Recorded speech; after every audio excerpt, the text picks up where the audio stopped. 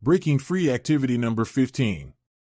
It can be difficult to make a direct link between your caretaking behavior and the emotional pukes which inevitably follow. Observe the ways you hurt the people you love. Do you make cutting remarks or hurtful jokes? Do you embarrass them in public? Are you frequently late? Do you forget things they've asked you to do? Do you criticize them? Do you withdraw from them or threaten to leave? Do you let frustration build until you blow up at them? Ask the significant others in your life to give you feedback about your caretaking and emotional pukes. This information may be hard to hear and may trigger a shame attack, but it is important information for breaking out of the victim triangle. Becoming truly selfish. When I began writing this book, I shared the early drafts with members of my No More Mr. Nice Guy men's groups.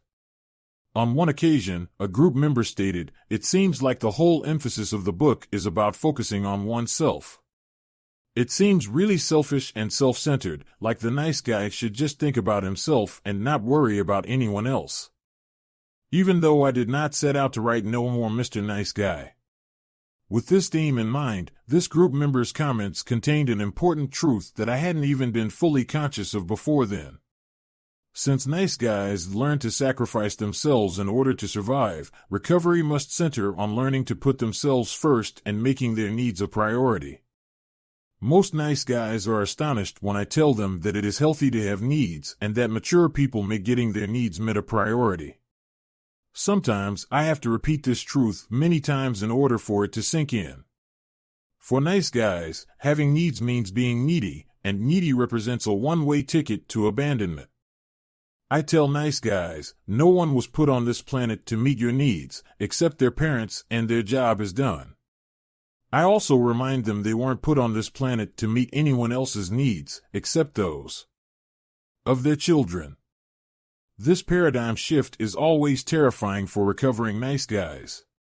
The idea of making their needs a priority feels like the quickest route to being disliked, unloved, and all alone. Whenever I challenge nice guys to focus on making their needs a priority, their responses are pretty predictable. People will get angry at me. People will think I'm selfish. I'll be alone. What if everyone lived this way? I then list the benefits for nice guys and the people around them when they begin to put themselves first. They increase the likelihood of getting what they need and want. They can give judiciously, giving what people really need. They can give without resentment and expectation. They become less needy. They become more attractive. Most nice guys will really like the last benefit on the list. Helpless, whiny, wimpy, and needy are not attractive on a man. Confidence and self-assurance are. Most folks are attracted to men who have a sense of self. Putting the self first doesn't drive people away, it attracts them. Putting the self first is essential for getting what one wants in love and life. Taking responsibility for their own needs helps nice guys get their needs met.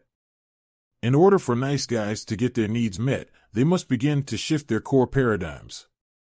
This shift includes coming to believe having needs is part of being human. Mature people make meeting their own needs a priority. They can ask for help in meeting their needs in clear and direct ways. Other people really do want to help them meet their needs.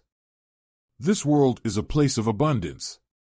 In order to get their needs met, recovering nice guys must do something radically different from what they have done previously.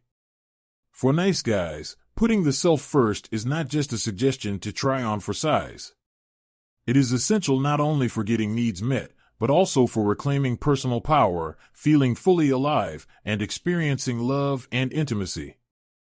Interestingly enough, when nice guys take responsibility for their own needs and make them a priority, those around them benefit too. Gone are the covert contracts, the guessing games, the anger outbursts, and passive-aggressive behavior.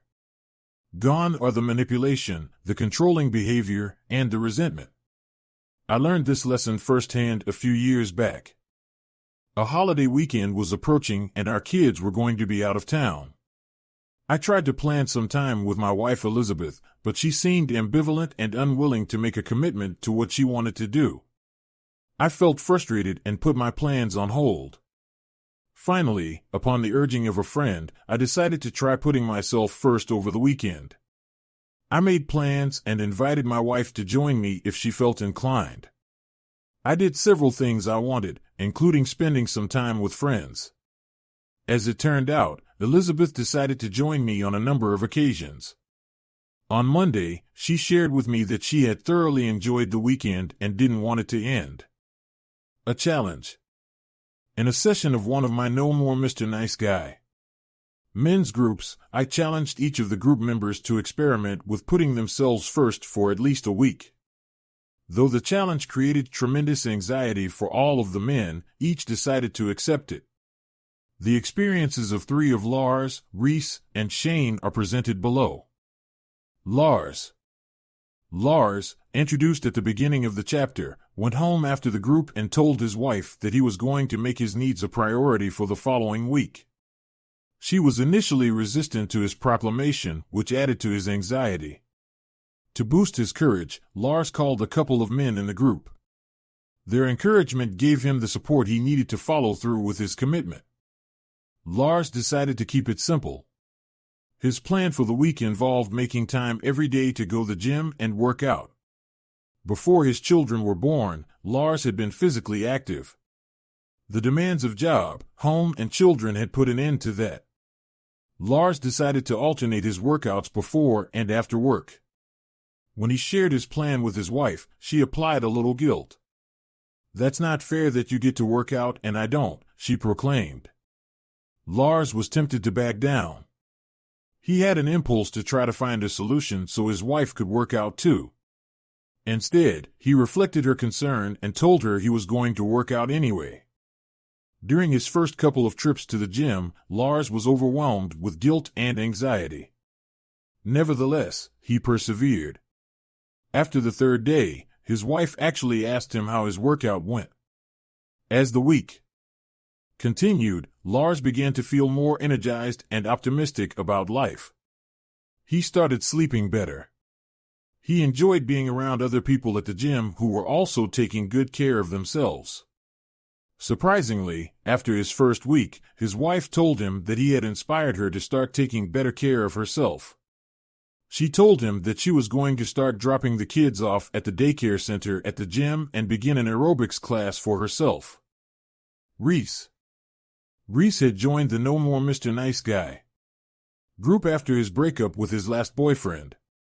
At first, he had been uncomfortable being the only gay man in the group, but the other men accepted him and he had begun to work on developing non-sexual relationships with men. Reese's habit on weekends was to go out with his latest boyfriend to gay bars on Friday, Saturday, and Sunday nights. By Monday morning, he was exhausted. He would spend the rest of the week playing catch-up. Reese was afraid that if he didn't go out whenever his boyfriend wanted, his boyfriend would leave him. Reese decided that for one weekend, he would put himself first and do what felt right to him. He told his boyfriend in advance. Reese decided that he would go out just one night, not drink, and be in by midnight. On Saturday, he made some plans to go to a movie with a couple of guys in the group. On Sunday, he stayed at home to relax and get caught up on some house cleaning and laundry. His goal was to be in bed by 10 p.m. on Sunday evening. When Monday came, Reese felt rested and clear-headed at work. His boyfriend hadn't dropped him, and the rest of the week felt productive and enjoyable. Shane, also introduced earlier in the chapter, liked to do things for his girlfriend. Shane regularly gave her gifts, planned surprises, and did whatever he could to help her out. Shane's plan for putting himself first involved paying attention to when he had an impulse to do something for his girlfriend. Whenever he felt this impulse, he would instead do something for himself. When he thought about washing her car, he washed his own instead. When he felt the urge to buy her a gift, he bought himself something instead. When he thought about calling her just to see if she was okay, he called a group member instead. All of this created tremendous anxiety for Shane. Much to his surprise, at the end of the week Raquel reported she felt a lot less smothered by Shane and actually looked forward to spending time with him. She even called late one evening after the kids were in bed and invited him over to make love. A couple of weeks later, Shane and Raquel talked about the change in a couples counseling session. They decided to continue the process. For a period of 6 months, they agreed that Shane would not give any gifts or plan any surprises for Raquel. During the following 6 months, he refrained from giving her birthday, Christmas, and Valentine's cards or gifts. During this time, he focused on taking better care of himself and getting his needs met. In time, Shane came to see that not only did Raquel not stop loving him, she actually became more giving to Shane. 1 year later, they both reported that Shane could give a gift without using it as a way to get approval or affirmation. During this time, Shane had also learned that making his needs a priority made him less dependent, needy, and fearful. Both Shane and Raquel reported enjoying all the changes they had experienced since Shane made the decision to start putting himself first. Making the decision. Nice guys have believed a myth that promises them that if they give up themselves and put others first, they will be loved and get their needs met.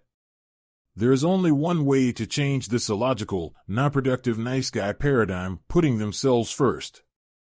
Making the decision to put the self first is the hardest part. Actually doing it is relatively easy. When the nice guy puts himself first, there is only one voice to consider his own. Decisions are now made by one individual rather than by a committee. He no longer has to mind read, predict, or try to please multiple voices with conflicting agendas. When putting himself first, all the information he needs to make a decision is within him. Is this what I want? Yes. Then that's what I'll do. Breaking free activity number 16. Make a decision to put yourself first for a weekend or even a whole week. Tell the people around you what you are doing. Ask a friend to support you and encourage you in this process. Pay attention to your initial anxiety. Pay attention to your tendency to revert to old patterns. At the end of the time period, ask the people around you what it was like for them when you put yourself first. Remember, you don't have to do it perfectly. Just do it. Breaking free from the nice guy syndrome involves taking responsibility for one's own needs. Others may cooperate with the nice guy, but they are not in charge of meeting his needs. By making their needs a priority and putting themselves first, recovering nice guys can come to see the world as a place of abundance. They can truly come to believe that their needs are important and there are people out there who are happy and willing to help them meet them.